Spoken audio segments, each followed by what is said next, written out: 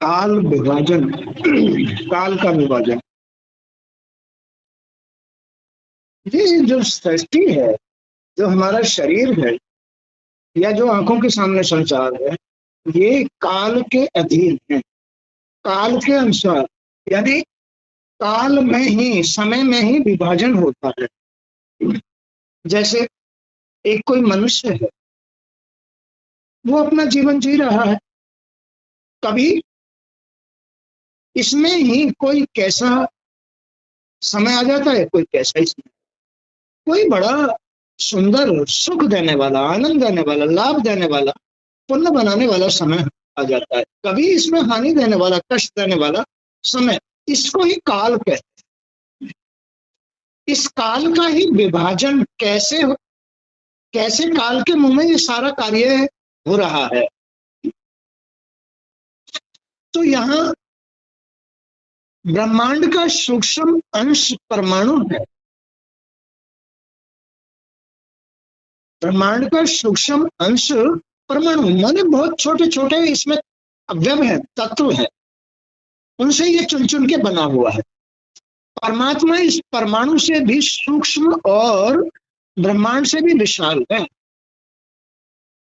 ये ब्रह्मांड तो ऐसा है, अभी कैसा बताया मैंने, बहुत छोटे छोटे समयों से बना हुआ है, बहुत छोटे छोटे समयों से बना हुआ है।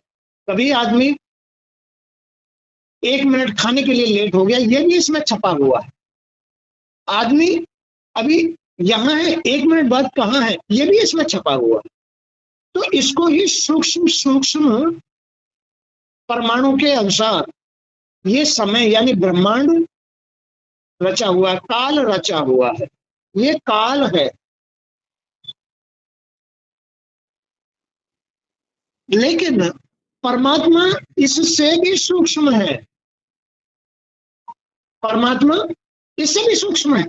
जो इस शरीर के इस ब्रह्मांड के कण कण में व्याप्त है, वो परमात्मा इस परमाणु से भी सूक्ष्म है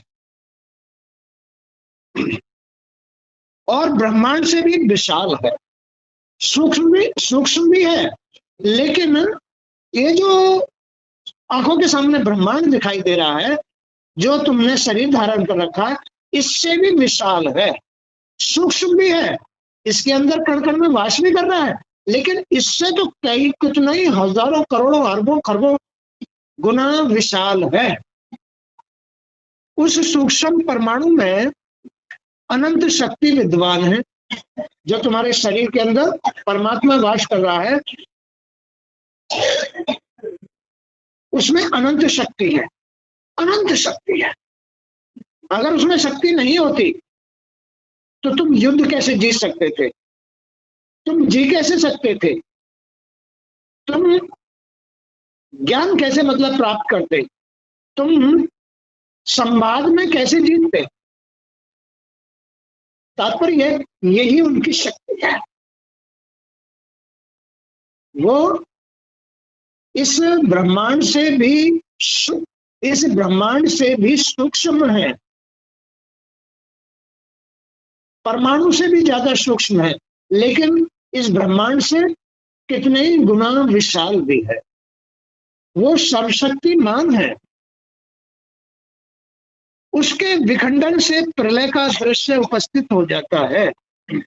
इसके विखंडन से, इस ब्रह्मांड के विखंडन से माने फूट से, भेदभाव से। ये भेदभाव क्या है, सांसारिकता, माने कि आंखें दूषित, कान दूषित, मन दूषित, इंद्रियां दूषित, कर्मेंद्रियां दूषित, माने कि ज्ञान दूषित, मन दूषित, भाव दूषित, बुद्धि दूषित, कर्म दूषित, भाग्य दूषित, सब जब दूषित हो जाता है तो इसका विखंडन हो जाता है, माने कि ये खंड खंड खंड खंड बिखर जाता है। ऐसा है ये ब्रह्मांड।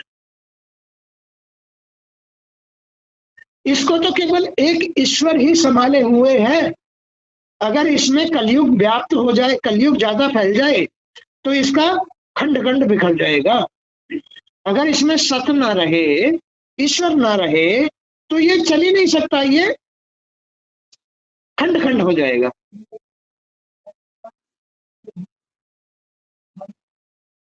हाँ, जैसे झाड़ू झाड़ू जो है भेद में खुल करके एक एक करके बिखर जाती है, ऐसे ही ये शरीर भी भेद में माने मोह में माने सांसारिकता में खंड खंड हो जाता है। जहां सुमत वहां संपत नाना, जहां कुमत वहां विपत निधाना। केवल सुमत में ही श्री हरि इसको जोड़े रखते हैं, चलाते हैं, सुमत में जोड़ के रखते हैं। वह असीम शक्ति परमात्मा की ही शक्ति है, इसका बिखर जाना भी परमात्मा की शक्ति है और इसके जुड़े रहना भी परमात्मा की शक्ति है। परमात्मा इस ब्रह्मांड का मूल है, इसको चलाने वाला है। अगर वो बिखर रहा है तो कैसे बिखर रहा है? भेद में मोह में बिखर रहा है, भेद में मोह में बिखर रहा है। अब इसलिए उसका मन खराब रहेगा, बुद्धि खराब रहेगी, सोच खराब रहेगी, और ये खराबी ये इसको खंड खंड कर देते हैं। उसके भी मूल ईश्वर है, क्योंकि ये सब माया है। इस माया के मूल कौन है? भगवान परमात्मा। और इसको सुख देना, आनंद देना उनका ही काम है।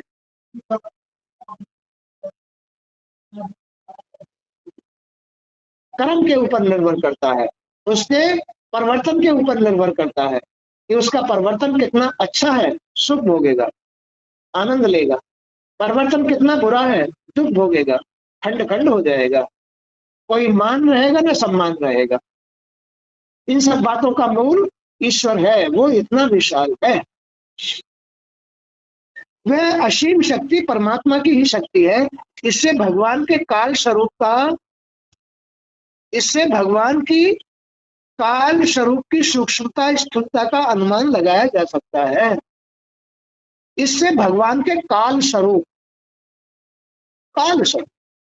कि हमारे सिर पर कितना विशाल काल घेरा रहा, बुराइयां घेरा रही है। ये काल के अधीन कब हो जाता है? कर्मों के अनुसार, दूषित कर्मों के अनुसार काल के अधीन हो जाता है। माने कि छोटे छोटे छोटे छोटे छोटे छोटे छोटे छोटे समय उसके सामने उसको परेशान करते रहेंगे, छोटे छोटे। तुम्हारा जो ये शरीर है, ये जब से पैदा हुआ है आज तक, और जब तक जिंदा रहोगे तब तक तुम्हारा ये शरीर आंखों से जो भी कुछ देख रहा है, वो छोटे छोटे छोटे छोटे बड़े बड़े बड़े बड़े महान महान महान महान, अच्छे बुरे बुरे, अच्छे अच्छे, पुण्य पाप, सब तुम्हारे शरीर में छपे हुए हैं, सब छपे हुए हैं। इसको कहते हैं काल स्वरूप, समय। इसको ही समय कहते हैं। ये इन सब बातों का मूल ईश्वर है, परमात्मा है।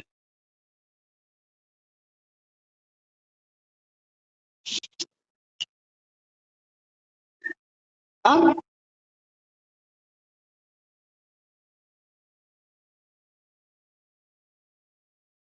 दो परमाणुओं के मिलने से एक अणु बनता है। अभी मैंने बताया कि परमाणु परमाणु बहुत छोटा सा होता है, धूल के कण से भी छोटा परमाणु, और उससे भी छोटा होता है अणु, उससे भी छोटा होता है अणु। अणु मात्र, अणु मतलब टुकड़े। अभी जैसे ये एक टुकड़ा है, ये एक परमाणु है, इससे भी सब टुकड़े टुकड़े जुड़ रहे हैं, तो दो परमाणुओं के मिलने से एक अणु बनता है, और तीन अणुओं के मिलने से एक त्रस रेणु बनता है। इसे सूर्य की उन किरणों में देखा जा सकता है जो खिड़की के झरोकों से प्रकाश के रूप में कमरे में गिरती है। मान लो किसी कमरे में रोशनदान हो और सूर्य सामने से आ रहा हो, सूर्य का प्रकाश उस कमरे में आएगा, उसे क्या कहते हैं? क्या कहते हैं उसको? इसे सूर्य की किरणों में देखा जा सकता है जो खिड़की के, इसको कहते हैं त्रस रेणु। क्या? त्रस रेणु कहते हैं। ऐसे तीन त्रस रेणुओं को पार करने में सूर्य की किरणों को जितना समय लगता है उसे त्रुटि कहते हैं। तुम्हारे शरीर के अंदर जो प्रकाश देने वाला है वही तो सूर्य है। इस ब्रह्मांड में जो प्रकाश दे रहा है उसका नाम है सूर्य। यही अग्नि का रूप है। अग्नि की उत्पत्ति कहां से हुई है? सूर्य देव से अग्नि की उत्पत्ति। इस प्रकाश की उत्पत्ति कहां से हुई है? सूर्य देव से। तो सूर्य देव श्री नारायण के ही रूप है। अब इससे 100 गुना काल वेद कहलाता है। 3 वेदों का एक लब होता है। 3 लबों को एक निमेष कहते हैं और 3 निमेषों को एक क्षण कहा जाता है। क्षण, क्षण मात्र में ये हो गया। 5 क्षणों की एक पराकाष्ठा, 5 क्षणों की एक काष्ठा होती है और 15 काष्ठ का एक लघु कहलाता है। 15 लघु की एक नाड़िका यानी दंड कहलाती है। दंड 2 नाड़ियों का एक मुहूर्त होता है और दिन के घटने बढ़ने के कारण दिन और रात्रि की दोनों संधियों के 2 मुहूर्त छोड़कर 6 या 7 नाड़ी का एक पहर कहलाता है। पहर, इसे याम भी कहते हैं, जो मनुष्य के दिन या रात का चौथा भाग होता है। अब देख लो, ये भी ब्रह्मांड का ही खेल है। ये सब काल में है। काल की गति परमात्मा से चल रही है। अब ये सब ब्रह्मांड शरीर के अंदर ही तो है। दिन रात है, त्रश रेणु, त्रुटियां, लघु, काष्ठा, पहर, याम, ये सब क्षण, सब ये शरीर के ही खंड है।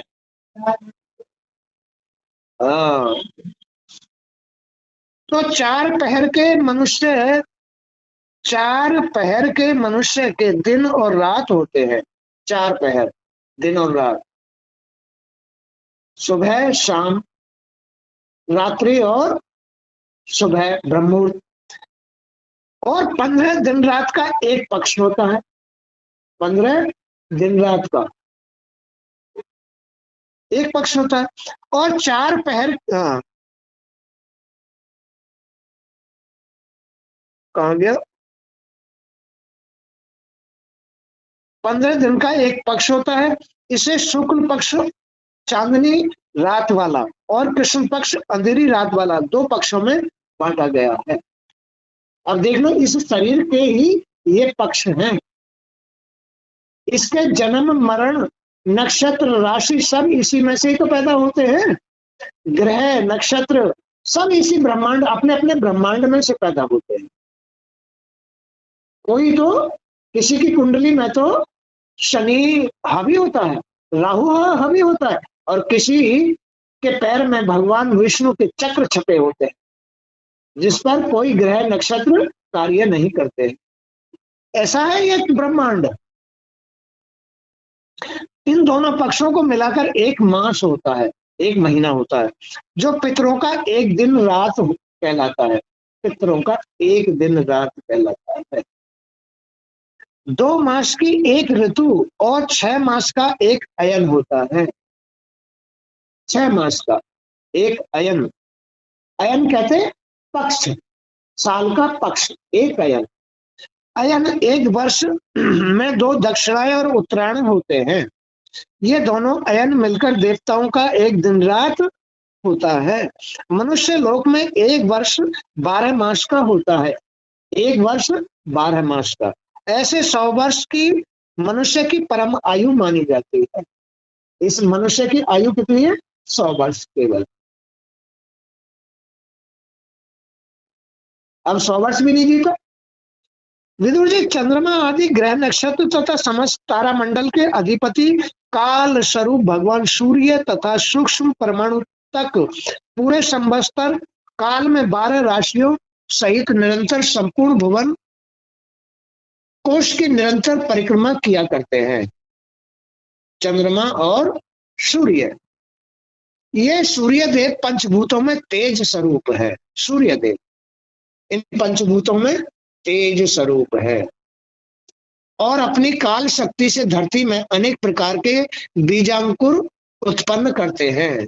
ये जो धरती में बीज बोए जाते हैं ना, फसल बोई जाती है, खेती बोई जाती है, अगर सूर्य ना निकले तो ये नहीं उपजेंगे।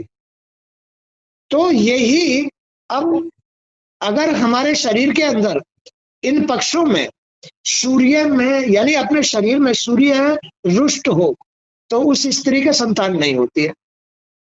सूर्य पक्ष अगर कमजोर हो तो संतान नहीं होगी। सूर्य पक्ष उत्तम है, फटाक से संतान होगी। ऐसे ही किसान की जो खेती होती है उसका अगर सूर्य बल कम है तो उसकी फसल खराब हो जाएगी, नष्ट हो जाएगी, उपजेगी नहीं, फसल मार हो जाएगी। ये रीजन होते हैं। तो इस ब्रह्मांड में ही सारा सब कुछ है। ग्रह, नक्षत्र, सूर्य की गति, चंद्रमा की गति, पक्ष विपक्ष, जो भी कुछ है, अणु तरसणु, सूर्य, चंद्रमा, सब कुछ इसमें ही है। ग्रह, नक्षत्र अपने अपने कर्मों के अनुसार जैसा ये ब्रह्मांड चलता है। तो ये सूर्य देव पंचभूतों में तेज स्वरूप है और अपनी काल शक्ति से धरती में अनेक प्रकार के बीजांकुर उत्पन्न करते हैं। यही मनुष्य को जीवन देने वाले हैं। अगर सूर्य देव ना हो तो किसी भी जीव को जीवन नहीं मिलेगा, ये प्रकाश ना हो तो। इससे ही जीवन चल रहा है, इस सूर्य के प्रकाश से ही जीवन चल रहा है। इसलिए इसको हमेशा नमन करते रहना चाहिए, इसको अर्घ्य देना चाहिए, इसको प्रणाम करना चाहिए। यही हमारे जीवन को चलाने वाला देव है, सूर्य देव, जो आकाश में दिखाई दे रहा है। कौन है वो? सूर्य देव। ये ना सूर्य देव, यही बिंदु है जहां लोग टीका लगाते हैं। यही हमारे जीवन को चला रहा है। जहां स्त्रियां बिंदी लगाती है, ये सूर्य देव के लिए लगाती है। और यही तो नारायण है। सूर्य कौन है? नारायण। नारायण, सूर्य नारायण, नारायण से ही तो अग्नि प्रकट हुई है। नारायण से ही तो ये त्रैश्रेणु माने जो ये प्रकाश की किरणें हैं, ये सूर्य से तो आ रही है। ये सूर्य लक्ष्मी नारायण है। इनके दिन वगैरह, सूर्य का दिन है इतवार, रविवार। क्या है? रविवार। इसमें दिन की बात आई थी ना। तो इस तरह से ये सारा ब्रह्मांड काल स्वरूप है। पूरा ब्रह्मांड काल स्वरूप है, समय स्वरूप है, काल के मुंह में है, माने समय के मुंह में है। तो ये सूर्यदेव पंचभूतों में तेज स्वरूप है और अपनी काल शक्ति से धरती में अनेक प्रकार के बीजांकुर उत्पन्न करते हैं। यही मनुष्य को जीवन देने वाले हैं, जीवों का कल्याण करने वाले हैं और उनकी आयु को क्षय भी करने वाले हैं, माने घटाने वाले हैं। रोज हर मिनट सेकंड उनकी आयु घट रही है। मुनिवर, आपने देवता, पितर, मनुष्य की परमायु का वर्णन तो किया, अब आप उन शनकादि ज्ञानी ऋषियों की आयु का भी वर्णन कीजिए, जो तीनों लोकों से बाहर अधिक काल तक रहते हैं। तीनों लोकों से बाहर अधिक काल तक रहते हैं, क्योंकि ज्ञानी और सिद्ध लोग अपनी योग सिद्धि दिव्य दृष्टि से काल की गति का अलंकार करके संसार को देखते रहते हैं। इस काल के चक्र में नहीं आते हैं तो कौन नहीं आते, जरा बताओ? जो नारायण स्वरूप ज्ञानी सिद्ध महापुरुष ऋषि मुनि योगेश्वर होते हैं, वो इस काल के चपेट में नहीं आते हैं। और भाई यहाँ तो जो है ना, धूल का कण भी काल की चपेट में है। चाहे बच्चा हो, चाहे बूढ़ा हो, चाहे पक्षी हो, पशु हो, सब काल की चपेट में है। बोलो है नहीं है? अब काल की चपेट में कौन नहीं है? नारायण, जो नारायण स्वरूप ज्ञानी पुरुष है, जो योगेश्वर है, जो भगवान की महिमा जानते हैं, लीला जानते हैं, वो काल की चपेट में नहीं होते हैं।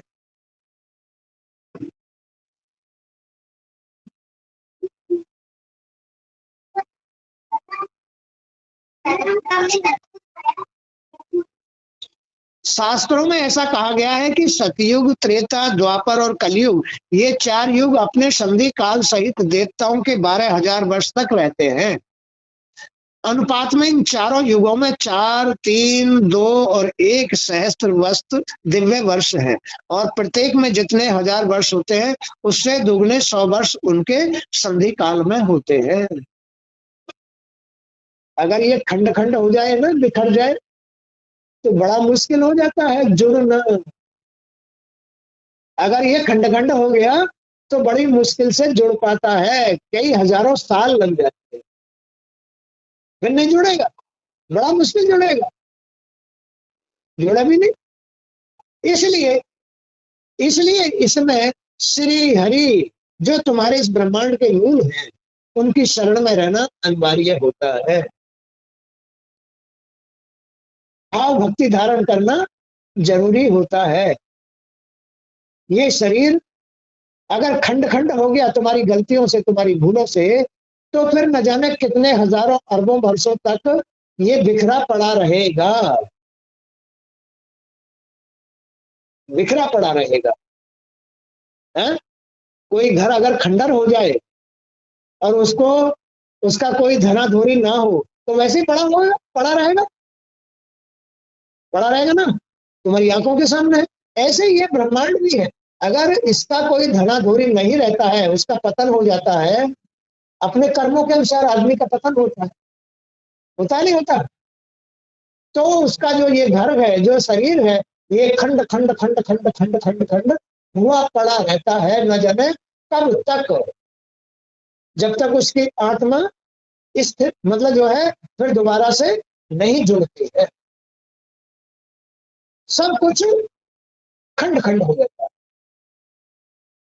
जब तक ये शरीर ब्रह्मांड दोबारा से नहीं बनेगा, तब तक वो खंड खंड हुआ पड़ा रहेगा।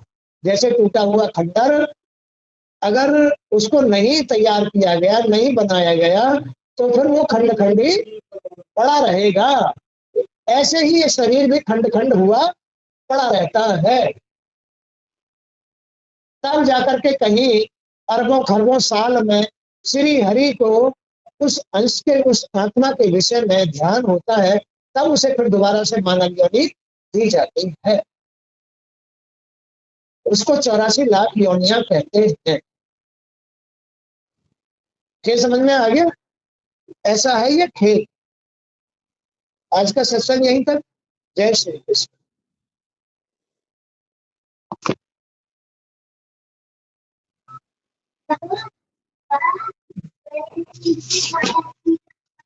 अरे